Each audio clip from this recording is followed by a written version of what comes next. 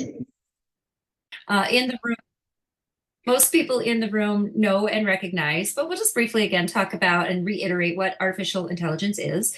And we're going to explore ChatGPT, which really applies to a lot of the chatbots that we're seeing out there.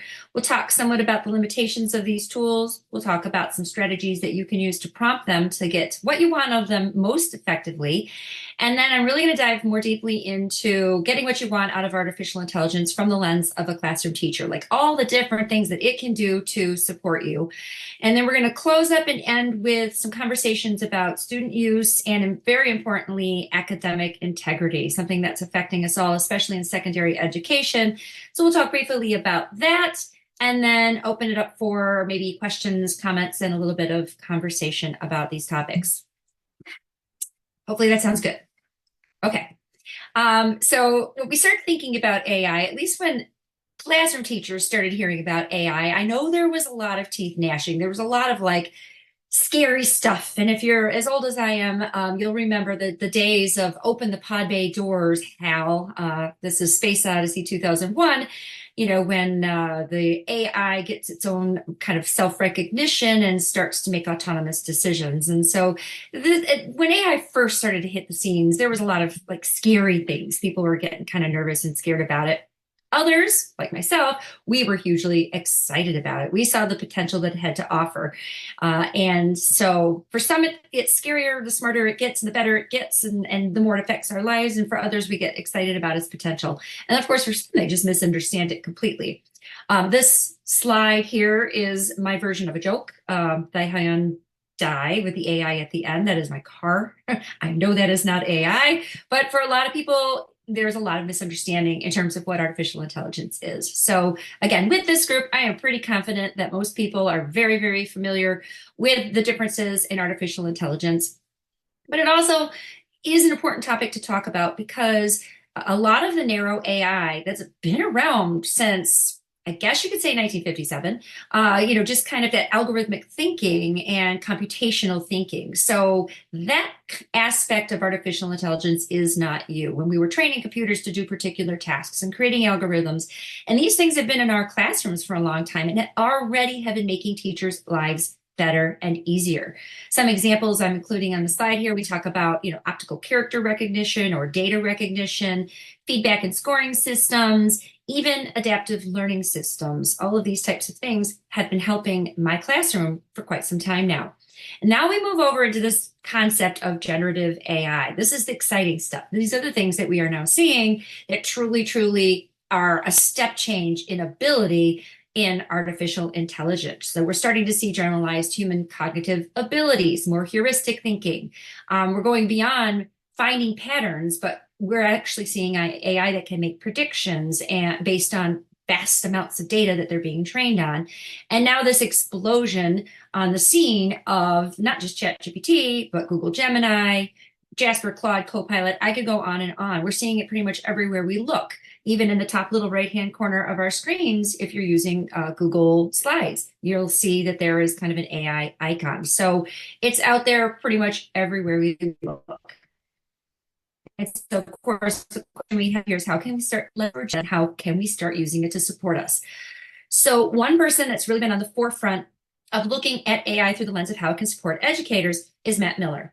And this is a very small sample of a lot of the new apps that have come about using the API or the kind of the background coding, I suppose you could say, that runs AI. And we're seeing all of these really amazing tools that teachers can use in the classroom. And each one of these tools could be its own level of staff development. It could be its own time where we sit there and peel back the layers on, okay, how can this help an educator? What can it do? What's the learning curve? Is it appropriate for students or is it only for teachers? So it's just a really great list. And there's a link to that list at the bottom of the page for you to unpack when you get an opportunity. One way that I have found really helpful to look at all of these possible AI platforms is this document. So if you click on it, it is downloadable. It's a PDF. But it's really great to use with teachers, especially in staff development, if you want to assist them in looking at a specific app that is an AI app to support educators and how it might support them in the classroom. So there have been times when I've worked with some teachers where I've given everybody this form, they've broken off into groups, and everybody takes one of these AI apps and one of these tools and takes a really close look at it to see if it's going to be useful for them in the classroom. And then we all sort of come back together and we report on it. So this I actually got from TCEA. It's the Texas Computer basically Society, and adapted it to be specific to AI. It used to be used just to evaluate any type of computer platform, but I made this specific for AI. So it's just another way to perhaps help you do a little investigating when it comes to all the tools that are out there. Me, I'm really a ChatGPT person. For me, I call her the mothership, because so much of what's happening out there with AI, ChatGPT is running in the background, or a large language model very similar to ChatGPT is running in the background. And I find that I don't really need all of the other apps. I find that whenever there is something that I need to create or do, I can go to ChatGPT and it does those things for me without having the overlay or the coding or all of the money that we might have to outlay into another company. I find that ChatGPT is enough and it can do it for me. So if you have never, you know what, I'm going to pause everywhere right here to see, kind of get everybody's experience level when it comes to playing with a chat bot. So maybe just with a 1, 2, 3, or 4 in the chat. Maybe you can tell me your experience with using ChatGPT. If you're a very brand new user and you've never even played with it, maybe give me a 1.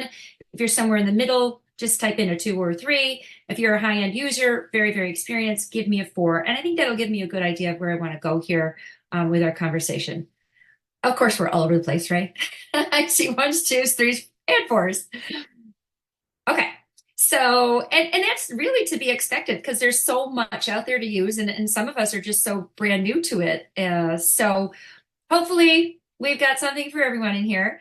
And if not, hopefully our high-end users maybe can even contribute to the conversation as we go along here and can show me some of the things that you've been finding. So any type of AI that we use, we always have to keep in the back of our mind the fact that they have limitations. And you have to be really, really careful using AI when it comes to just the content that it generates. And my number one piece of advice is always, always, always review what it's created, modify it to fit your uses, and of course, adapt the information. That's number 1. And number 2 is consider the bias that is implicit in all of these models. They were trained by massive amounts of information and humans. And so you just never know what kind of bias is in there. And the content is created without a conscience. So we hope that it wouldn't be harmful, but we can't always promise that. It's sort of out of our control. And then with the original versions of ChatGPT, the content was outdated. It was locked out of the internet after 2021. The paid for versions are finding that that's no longer the case. So that one is not as big of a worry. But always keep the limitations in mind. Okay. One big thing to remember is the fact that AI hallucinates. When AI makes a mistake or when AI doesn't know something, it does just make stuff up. And my favorite anecdotal story about this was a science conference that I went to with a professor that was, his entire PhD thesis was devoted to wombat excrement. That was everything for this particular professor. And what was, if you don't know this, wombat excrement is cubic shaped. It comes out like a cube. I didn't know this. To me, this was news. But I was curious because I was like, all right, I need to know why. So I popped open ChatGPT on my phone and I asked the question, why is, it cubic shaped? And it came back with the most cockamamie story. It was like, talked about how the intestinal tract was cubic shaped and it was almost like a little Play-Doh machine cutting off the little pieces. And it, again, of course, it didn't know because this PhD professor was doing all of the primary work on, this particular phenomenon. So I thought it was just a really good example, a very embarrassing example of a hallucination. And of course, in the picture, you can actually see that is the little acrylic box that they passed around during dinner, which is a really great time to pass that thing down around the room as we're listening to this professor present. So be careful. It can hallucinate and it can really give you some incorrect information. ways to get good information out of artificial intelligence really is prompting. And we are finding that there are people out there claiming to be prompt engineers. And there's this whole new, school of thought out there where people are saying, here's the best way to get what you need out of AI. You can put anything in and pretty much get information out. But I like to follow with kind of a three-prong approach, and it's been really pretty successful for me. So I suggest that when you're prompting, that you first identify a perspective. So on your screen, working from left to right, there's three choices of some perspectives. I can tell AI that I'm working with to act like a sixth grade teacher. Really works well for me because I am a sixth grade teacher. I can tell it to pretend it's something else. Maybe you want to pretend that you're Socrates or have AI pretend it's Socrates, or I can have it write at a third grade level. Perhaps I'm leveling some materials for differentiation in my classroom. I can have it work at a different level. So that's the perspective I ask it to take on. Then I ask it for the task that I want it to complete. So starting again from left to right, we might have it act like a sixth grade teacher and generate a rubric. In the middle, we might have it act like Socrates and recite. And then we might have it act like that third grade teacher and create a passage. So we have first perspective, then we have task, but we still have one more thing. And that is topic. What is it that you want it to write or generate? So going back from left to right, we've got the sixth grade teacher with the rubric, and I want that rubric for a poster project. We've got Socrates reciting, and how about we have Socrates recite a poem about matter? That would be interesting. Or we have that third grade teacher, and that third grade teacher is writing a passage about the Erie Canal or leveling a passage about the Erie Canal. So that three-prong approach for me works really well getting what I want out of ChatGPT. The thing about it is sometimes it's really tough to get what you want, and sometimes you have to prompt and reprompt and adjust your prompt and alter your prompt. It's never kind of that first time thing. But things that I have found along the way that are really things that we want to avoid. We don't want to be too broad or open-ended. We don't want to pack it with loads of information at the very beginning. Educators are known for their jargon. We love acronyms in education, don't we? Avoid them. That sometimes confuses the bot. It's best to spell things out or say them specifically. Same thing with colloquial phrases or idiomatic expressions. Try to avoid those and just be specific and ask, what you want with that three-prong approach. It tends to help. It's not a promise, but it tends to help. And then again, going back to those limitations, make sure you proofread it, not for typos, but for facts. Make sure you adapt it to your uses and make sure you modify it. The brilliant thing about it is it's always going to be grammatically perfect. However, it's not always going to be content correct. So what I'm going to show you next are a bunch of things that help educators when it comes to artificial intelligence. I've broken it down into 4 categories. I had a bunch of training, thank you, Dr. Graham, a while back on Harvey Silver. And the Thoughtful Classroom is really kind of wonderful because it breaks up the 6,412,000 things that teachers do into 4 categories. So we've got organizational rules and procedures, we've got engagement of students and enjoyment, positive relationships with both students and families, and then this culture of thinking and learning. And so when I wrote a book on artificial intelligence, I really tried to organize it into these 4 categories, then to show okay, here's how we can get what we want out of AI in these 4 different categories. So we're going to kind of pop through a bunch of ideas, moving that over, to show you some of the amazing things that it can do for us. For me, number 1 here is lesson planning. That is something I have to do, obviously, and it's pretty remarkable when you specifically ask ChatGPT to write you a lesson plan. It will write a lesson plan. It will write it I'm looking for. For me, being a science teacher, I use a 5E format. So I asked ChatGPT to specifically write it in that format, and it came up with all these E's, the 5 E's. It's engage, explain, elaborate, explore, evaluate, all those steps. And it not only writes the lesson plan, but you can follow up. If it says perhaps, put the students into these stations and have them read a reading passage, and you're like, but I don't have that reading passage, you can follow up and say, well, write that reading passage. Or if they have the students working on task cards, well, write me ideas for those task cards.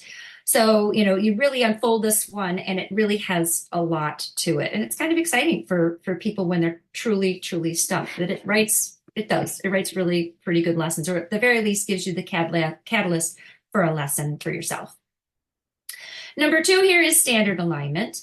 Needless to say, if I come in and I know I'm teaching Newton's laws and I know what I'm teaching and I'm solid on it, sometimes that backwards engineering of, okay, what standards does this align with can be an onerous task. ChatGPT can do that for us. ChatGPT can take what you're teaching, take the lesson you're teaching or the content, and can tell you what it's aligned to, which is, again, another really helpful thing. Creating lists of information is the third thing that it does that I find extremely helpful. And this is a broad category that I'm showing you in a very narrow way. Just let's create some positive comments to place on a report card. So ChatGPT, do that for me, and it'll create a list. It'll create a list of 10, of 20, 30, 40. It'll go and it'll go. But what's really neat too is not only will it create that list, but if you have too many characters in the lists that it's created, you can say, well, could you parse that down to 40 characters per comment or 60 characters or 150 characters per comment? And so obviously it's not just report card lists, but it's so many different lists of ideas that ChatGPT can do for us or any AI can do for us. And it really is helpful. And as it says up here, it's great at retrieving lists of terminology, words or vocabulary that might correspond with content that you are teaching. One example that I recently, well, not so recently, the eclipse was April 8th, but kind of recently, one example of something that I integrated right away into the classroom with that particular skill was the day after the eclipse. I needed my students to do something the day after the eclipse in the classroom. So I asked AI to generate a list of questions. And I asked AI to be very specific. I wanted my questions into 3 different categories. So I told it what an interpersonal question was. They're like questions that reach emotions. And I said, could you generate 6 questions that are in that category, all about an eclipse viewing. So it made me those 6 questions. Then I said, now make me 6 questions in the understanding category that are just directly accessing content. So it made me 6 questions. And then I wanted kind of more like creative questions. So I told ChatGPT what self-expression questions were, and it made me 6. How this turned into a lesson, and it really is a lesson that can be in any content area, was I then took this sheet, which is downloadable if you want it, and brought it to the classroom and gave each set of students, I think I put them in groups of 4. I gave them a yellow die, a white die, and a green die. And I said, sit in your groups of 4. Here are 3 dice. Each of you roll 1 color die and then talk about the question for the color that just came up. It was such a fast, quick, and easy lesson. And again, that's something that could be used in every grade level. And all these questions were all generated for me by AI. So it's real kind of a nice, quick plug and play lesson that can be used in any content area. So I said that ChatGPT is great for defining vocabulary. I know, so are dictionaries, right? But dictionaries can't give you the definition at an appropriate grade level. So if I want a list of definitions for, in this case, it was genre, because I also teach ELA, and I just wanted terms associated with the genre of mystery. And I said, give me these definitions, make them appropriate for 6th grade. Boom, suddenly I had a whole list of terms with definitions that were understandable by my students. Because I think we've all had that moment where you ask for a definition of a term and it just gives you the word again. It's, like creativity. Well, it's the act of being creative. Well, how is that helpful?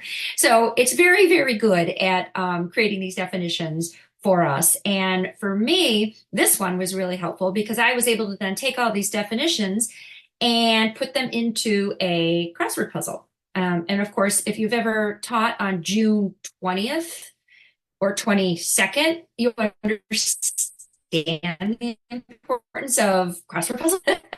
Or if you've ever had students in stations and you have early finishers, you understand the importance of something like a crossword puzzle. So ChatGPT can really pull something like that together for you very, very quickly. Moving on to the 5th skill here, writing, reading passages, and generating questions. So in this case, I asked the bot to act like a 4th grade teacher. So I wanted some leveled passages that were a little bit below my class's reading level on the states of matter. And it does a great job of writing passages, but it doesn't stop there. If you've ever played with it, you realize you not only can get the passage, you can then say, now could you create me 10 multiple choice questions that correspond with that passage? How about some true and false questions as well? How about some fill in the blank questions? You can get it to keep generating and keep generating questions to go along with the passage that you've just asked it to create. So it's just a really helpful tool for this particular skill when it comes to your content and just giving the students information so that they can learn it. And then I know it's worksheet creation, but sometimes there's a place for that too. And it is very, very helpful. For me, my absolute hook with ChatGPT was having it generate a rubric. If you're someone that does project-based learning, rubrics are so, so very important for assessing student work, but also for knowing where you're going when it comes to the instruction. And it took me a while to wordsmith this one. And so I had to specifically tell ChatGPT that I wanted an analytical rubric. The analytical rubric, of course, gave me the 5 performance levels and gives me the 5 criteria. Then I had to be specific, telling ChatGPT what the project was that I was doing. Once I was able to kind of put those things together, it generated these beautiful rubrics for me. And if you've ever done a rubric and you know how hard it is, not really to write the 5 and the 1, it's the 4 and the 3 and the 2 in the middle that are hardest things to write when you're creating rubrics. So you can also ask ChatGPT, fill in the rest of this rubric. So you could tell it what your criteria already is that you've established and what your performance levels are. And maybe you already know what your exceptional level is for a certain criteria. It can write the ones in the middle. Again, those are the hardest ones for us to write. So you'll see a couple of times on my slides as we go along here. I have some tutorials. This one, there's a link here, a TikTok tutorial that actually takes you through kind of how I prompted and actually shows the process of this rubric being generated. So that might help you if you're interested in creating those on your own. The skill I just thought was fantastic. Generating examples is very similar to this list creation skill that I mentioned. However, I think it's a little bit deeper. And this particular one is some exit ticket examples. I actually encouraged a student teacher. They were kind of stumped on, what's my ticket out the door? What can I ask? And so, we pulled together, I said, well, let's try ChatGPT and see if it can give us some ideas. So it did a really good job in generating some ideas for exit tickets. The whole generating examples idea did not come from me. If you have ever heard of Jennifer Gonzalez, she is a Cult of Pedagogy. There's a link at the bottom of the screen here. She has a podcast. She has a wonderful blog, and she shares so many wonderful instructional strategies. This was one of her blog posts that she came up with, and I realized that, yeah, you're right. When I'm up in the morning and I know I'm about to teach kinetic energy and I have no kinetic energy myself, it's going to be really helpful asking ChatGPT for examples of kinetic energy. So it's things like that. Sometimes it just gives you the lift when you just can't think of examples. And it has done a great job helping me in those situations. And then mentor text. Sometimes, we get a little nervous using ChatGPT to write for us. But I did find that if I need model writing for students, sometimes that's a nice way to go. So the example I have here is something we use in science. We do claim, evidence, reasoning, writing. So I asked it to write an example based on an activity that we had just done in class. So I fed it the activity we had just done. We made these kinetic energy chains in class, and they were supposed to understand how energy was transferring throughout the kinetic energy chain and then write a CER. So I was able to share with them a well-written CER based on the activity that they had done. And I had to tweak it a little bit, but I was pretty impressed. I thought it did a really great job. So mentor text is another really great skill that it can do. Now, a little backwards engineering and things that get a little bit scarier is having ChatGPT analyze student. Okay, so everything we've talked about so far is ChatGPT generating content, but ChatGPT or other AI bots can also analyze things that you input into it. And so I had given ChatGPT a rubric that I've been using to grade CERs, so it could see what my grading criteria was, but then I uploaded a passage that a student had written. I took out the student's name, no student information goes into ChatGPT. That's always a slippery slope. But I wanted to see. I didn't actually use it, but I wanted to see if it could do it. And I was quite surprised. It kind of validated the grading that I had already done. And so it was nice to see that this is somewhere we might be able to go soon with ChatGPT, is actually having it lift some of the load and some grading. Or at the very least, sometimes I just use it to, that I might say the same thing 16 times. And sometimes I'm like, can we say this a different way? And then ChatGPT can kind of give me ideas to say things in different ways. Okay, so all of those examples were kind of generative AI examples. I'm going to pause here to see if anybody has any thoughts or comments on the first set of examples, and then I'm going to dive more deeply into things that are a little bit more complicated to create. So I don't know if anybody has any questions or comments, or if everybody's sound asleep.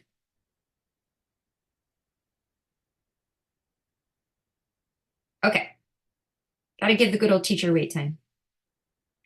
Okay, so this idea of app smashing came about through a lot of technology conferences that I've been through over the years. And essentially, it just means combining an educational app or a tool with another educational app or tool to create a new experience. And so what I realized along the way is we can really do a lot with AI, generative AI, and app smash things or content that it comes up with. So some of them are more basic, some get a little bit more complicated. So the first one I'm going to share, as I mentioned before, is literally how you can take the list of terms and definitions that are generated by a generative AI and actually create a crossword puzzle from it. Because it can't make a crossword puzzle, and if it does, it's awful. It's not there yet. But you can certainly have it generate a list of terms and a list of definitions. And then where I like to pull it into is a site called Puzzle Maker, Discovery Education Puzzle Maker. And these slides, and I'm not going to go step by step through this, but these slides will sort of show you what you need in order to make this happen. Whoops, I'm sorry about that. I need ChatGPT to create me a list that has a term first, and then it has a definition right after it with just one space in between. And once I get it to make that for me, I can paste that into the crossword puzzle generator right in the spot right here. And just like that, it's made me a crossword puzzle. So it's kind of a simple example, but kind of a helpful example in some cases. So these screens, these pages are here for more of a step-by-step if it's something you want to take a look at later. Word searches, I very rarely ever use them, again, except maybe June 28th. But it can create a list of terms to help you create a word search. It's the same site. It's the same strategy. You can paste in all the words. You get yourself a nice word search. My third example here is kind of a fun one. In middle school and in elementary school, inferring is like the word. We need these students to infer. So I came up with an idea years ago where I give the students all these fake little receipts in a little bag, and they have to infer what the person bought, what the event was that was taking place, why they bought it, and they kind of write a little story. And I made up all of these receipts, and they took me forever. So I thought, you know what, I wonder if ChatGPT could like make up these scenarios for me. So I asked ChatGPT, could you write a fake receipt? Could you write this scenario? And ChatGPT said, creating fake documents can be unethical and misused in certain situations. And I said, oh, but this is for a classroom assignment. And it was like, okay. And so it generated me about 10 different really great examples and ideas for my inferring activity. And I've shown this to a lot of teachers at different conferences and things, and they've taken it so many awesome directions. I've had English teachers take it in the direction of making these receipts specific to a novel that they're teaching so that they can infer what a character might purchase. I've had social studies teachers create historical receipts based on, events that happened in the past. And so it's kind of a neat one that sort of took on its own life. And yet again, ChatGPT can do an amazing job creating these ideas. So again, there's a tutorial there. Something you might want to share with other teachers or play with it at another time, but it really is a fun one. And that's a downloadable document if anybody's interested in that. So flashcards helping students review is something that help, and they're important. Quizlet is no longer available for, they didn't sign the EduD law, but there are other options out there. I've been using KNOWT. It's awesome. And ChatGPT can basically format your text so that you can instantly pull it right into these flashcard generators so you can have a review tool for your classroom. So even if you put in your own words and your own definitions, you can tell it to format them with a word and a dash and a space so that you can pull it into the flashcard generator. And so once you import your data, just like this, you've got your flashcards sort of ready to go. So I find it really helpful, not just in generating the vocabulary, but formatting in the way it needs to be formatted so that it can be used in some of these sites. Having said that, that was a pleasant surprise when it comes to manipulating data. You wouldn't believe what it can do that you don't need a spreadsheet for. This was a pleasant surprise. I can pull in really ugly text off a PDF and tell it to put it into 5 columns. I can pull off ugly text off of something that's not in any format at all. It's got extra tabs in it. It's got extra spaces. It's got text wrapping around, and just paste it into the prompt bar and ask it to convert it to a bulleted list or convert it to a table that has 5 columns with the question in the first column and the 4 options in 4 different columns. It can read and recognize that in the text. And so it's something I definitely encourage you to play with, because I've been so thrilled with its ability to do that. It can organize lists and sort lists and rearrange lists and alphabetize them.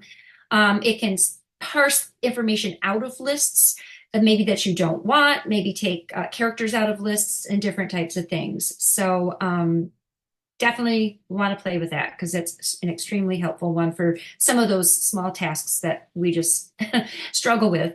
I'm not going to dive into this one really deeply, but this is a way, a lot of teachers have loved me showing this, but this is a way that you can actually create a review game off of some really ugly text. Like perhaps you have a PDF of a test that you were given, but you want to make a review game for your class.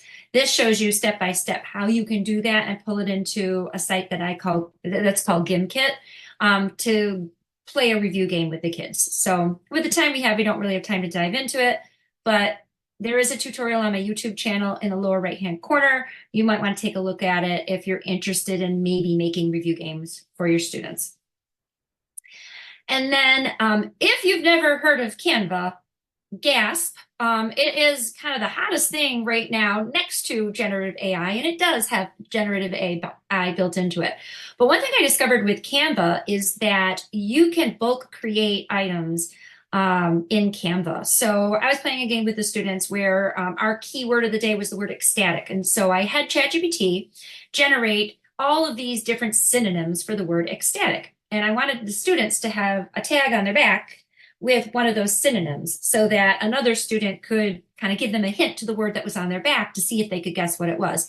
And I did not have the time to write up all, I think there's 30 terms here, all 30 terms on all these separate little cards. Plus I wanted them to look cute and I wanted them to have a border, you know how that goes.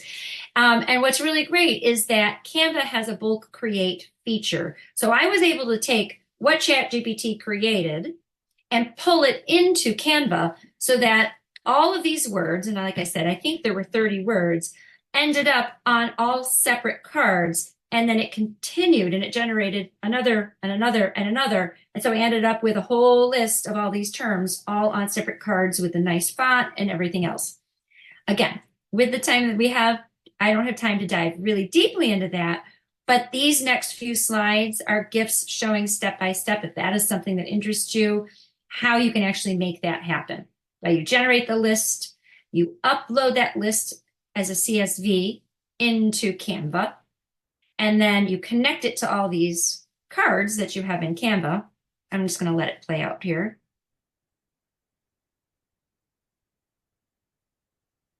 And then when you click create, it will create all of those cards with all of those text on it. So we're just going to kind of connect them to the terms. Well, this seems a little bit complicated. What's really great about it with teachers and little bitty things that we have to do, especially at the beginning of the year, creating name tags, or at the end of the year, creating gifts for students, or pumping out poems with student names on them and everything else. This skill of combining what ChatGPT can do with this skill of what Canva can do to bulk create items is a really powerful skill. So whether it's name tags or flashcards or poems or just the list goes on of the different types of things that we can do. Again, this by itself is its own staff development because teachers love Canva, and the amalgamation of ChatGPT or AI with Canva just opens the doors to so many possibilities. And I'm going to skip this one for the sake of time. Okay, because I want to talk about AI art and image slash document analysis. So the newer skills that we are seeing, you know what, I'm going to pause. Does anybody have any questions or want to see more of anything that I showed? Because I think this is a nice natural stopping spot for a moment.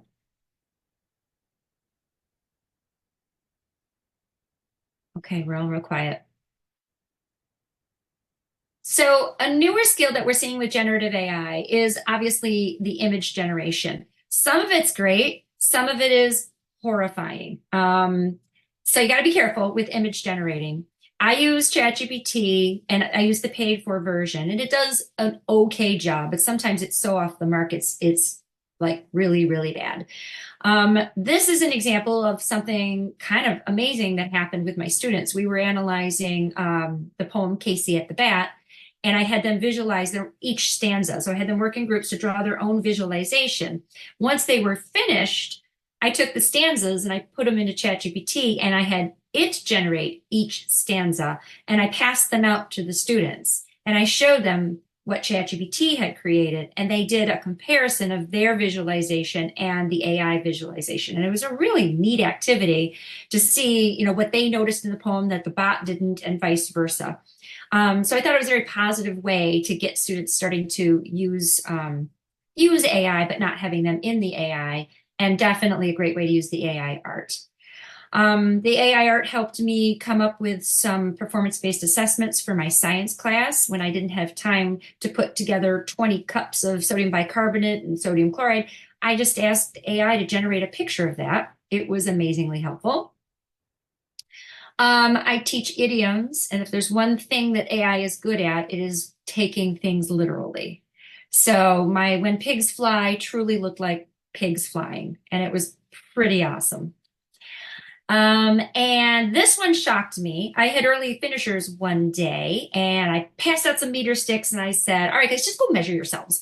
You know, so off they went, you know, measuring themselves. And I'm like, okay, what am I going to do after they measure themselves? So you can see how sloppy the graph is on that I drew very quickly on the board. And I just put an X in centimeters of their measurements. But what I didn't know would happen is I took that picture, I uploaded it into ChatGPT, and I asked it to analyze the data, and it did. And I was so excited by that.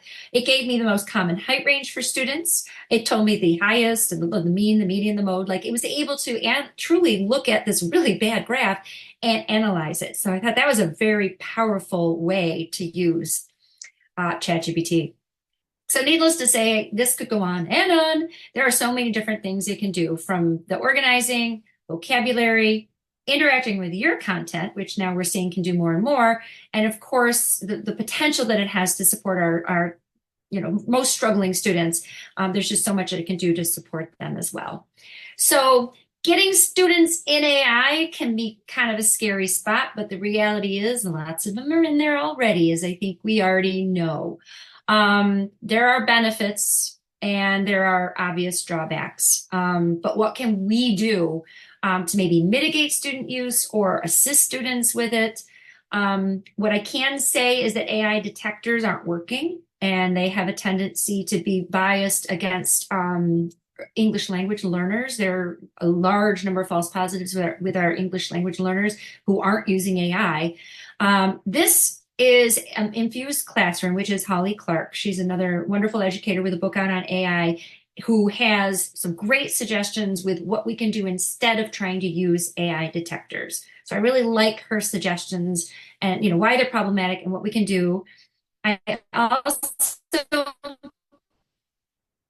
teaching. It's a free Chrome extension, and it's an AI integration. But what I love that it does is it gives a track back on a page. So good instruction. We know text doesn't just manifest on the page. So what Brisk can do is it can give you a timeline of what has happened in a Google document that a student has used. And you can track back to see, how did that paragraph get there so quickly? If there was no process along the way. So that's one of the skills it does, but it does a lot of other things with a lot, it's AI integration. It's attempting to start grading student work. It can generate rubrics. It can provide feedback ideas. So it's a really great extension that I'm kind of excited about. But we know the kids are out there, the kids are using AI, and so are the teachers. So these are just some documents that I made to give some suggestions. I know that in my syllabus this year, I'm integrating an AI kind of a policy or just a list of do's and don'ts for my students so that they know that I know what artificial intelligence is and that I know that they're probably using it, but there's a right way to use it. There's things we can do that are okay, just like spell check is okay, and things that we want to try to avoid. So these are printable, downloadable if that is something that interests you. And in the end, as a teacher, what I recognize is that we need to shift our pedagogy. And we should have shifted it a long time ago, that if we're asking the kind of questions that they can Google anyway, we're really not asking the right kind of questions. Our work needs to be more project-based. Students have to generate model work. Students have to be more evaluative. And my favorite thing, I think we have to have more discourse within our classrooms, having them talk to one another more, which is that whole questioning and that Socratic method. So speaking of Socrates, this video, if you've never seen it, it is a hoot. It is a conversation between Bill Gates and Socrates. And Bill Gates naturally is a big fan of AI in terms of, AI is going to be this magnifying glass that'll help us see the world more clearly. Socrates, however, is a little more skeptical. He feels that in order for trees to grow strong roots, they need to be buffeted by the wind. And so do our students need to be buffeted a little bit more? So he's a little bit more skeptical. But it makes for a great video to show and some great conversation between people when it comes to this, the AI debate and student use, essentially. So I said I was going to stop at 4:45. I managed to make it right on the dot there. I thought maybe we could have, if we have any questions or want to see anything in more detail, or even dive into ChatGPT if people have never looked at it, we could actually go into ChatGPT and look at it in action. So it's up to the group. What do people want to see? I know that I had one quick question, if that's okay. Yeah. So I know that many writers and visual artists in particular have been highly responsive to ChatGPT and Midjourney and generative AI. And I'm wondering how you would have, for example, with your sixth grade class, how would you have an age appropriate conversation about how AI sources the information that it has, and what implications that might have for using generative AI to create something that you're passing off as your own? Yeah, it's a big question. It's a big conversation, right? Especially with 11-year-olds. I think it would be something, I feel like I'm being interviewed for a job. I feel like it would have to be something, we would want to break down into much smaller lessons just because, they're still a Google generation, surprisingly. You know what I mean? Where they're just taking information and plopping it on a page and not even recognize that the text needs to be sourced, going a whole step beyond that and talking about, people's work, and you got me a little bit stumped because I don't know what a good way to have that conversation with the kids would be because it is a tricky one. No, I think that chunking it definitely is a strong answer. And obviously, this is a conversation we're having amongst adults, Uh, what is ethical and what is not. But thank you so much for that well, answer. even, and I think about the musicians, a lot of them are, not happy about how their information, everything's being fed into the model and it seems to kind of be out of control. So yeah, it makes for a tricky conversation for sure. I see a question in the chat about Kahoot and quizzes. The answer is yes. So there's a couple ways to go about it. Has already integrated AI into its platform. So I noticed, I think it was for my students' final exams, I went with quizzes because I was able to take a PDF and upload it into quizzes, and it can analyze the PDF and actually turn it into questions that the students could use for review. Now, they're word for word off the test, which is not something you're going to want, obviously. You want to rephrase them, but that was pretty exciting to see it built into Quiz Is. Kahoot, the strategies in my slides will work with Kahoot. So you get ChatGPT to format it the way that Kahoot wants. You can absolutely pull that stuff right into Kahoot, you know, a bulk upload of questions and have a review game for students. You're welcome. So the question is the difference between the free and the paid versions of ChatGPT. So ChatGPT, I have the paid version of ChatGPT. It should be on your screen. And in the upper left-hand corner, what you'll notice is you have the legacy model of ChatGPT 4. And that's new, ChatGPT 4.0 mini. I haven't seen that before, so that's new. But then you have 4 Omega. So with the free version, first of all, you just get the ChatGPT 4. And with that version, again, things change so fast, but the last thing I knew was that you can't upload images and do the image analysis part of things. Again, last I knew it was cut off from the internet, but I'm not positive it still is. The paid version gives you a few extra things. You get access to what's called GPTs, which are essentially a already pre-trained chat GPT that is specific to a task. And I'll show you an example I'm talking about. So I trained my own GPT to generate rubrics, and it's all it does. And it does it the same way for me every time I want a rubric. So if I put in here right now that I'd like a rubric for a poster project on the solar system, it knows how to format it, that I want it in a table. It knows that I want an analytical rubric. It knows that I want criteria, 5 performance levels and everything else. So it's basically a pre-trained transformer. So it's always going to do rubrics for me. You don't get those with the free version. And there's a huge library of GPTs within here, from, Pinterest, SEO optimization to, just how to make different crafts or recipes. So that's part of it. And I believe your chat, if you don't log in with the free version, you don't get to save all your chats. And so on the left-hand side, we've got all the previous chats, and mine go forever. But it's nice. It's like I'm the person that's going to have 30 tabs open at the same time. I also have, 30 different chats going at the same time. And the benefit to having a chat going at the same time and not deleting them is that it remembers the perspective you gave it. So if I click on one where I was talking about writing passages at a 3rd grade level, it's always going to write at a 3rd grade level. So it's a big benefit to having that memory part of things with the paid version where you log in. Those are the only ones that come to the top of my head.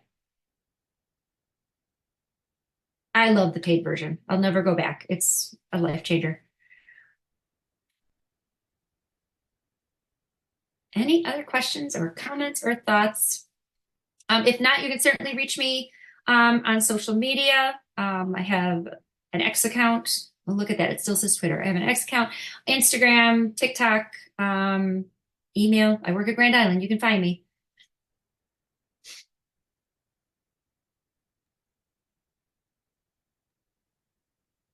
So I will stick around if people want to stay and ask like maybe smaller questions. I know sometimes that's the case, but otherwise, thank you all very much for your attention.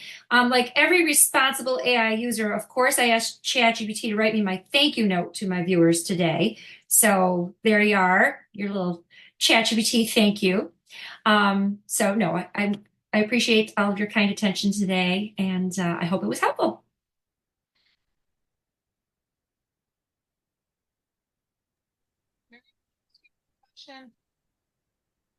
Uh-oh, I heard something. Does someone have a question?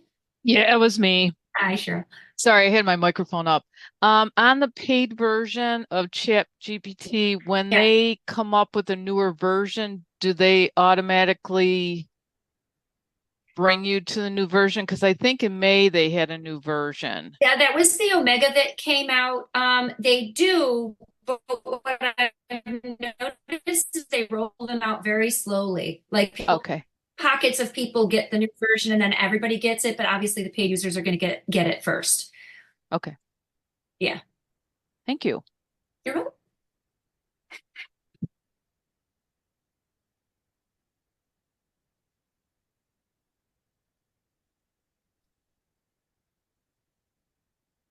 So thank you again very much. Nice to see some familiar names. Thank you.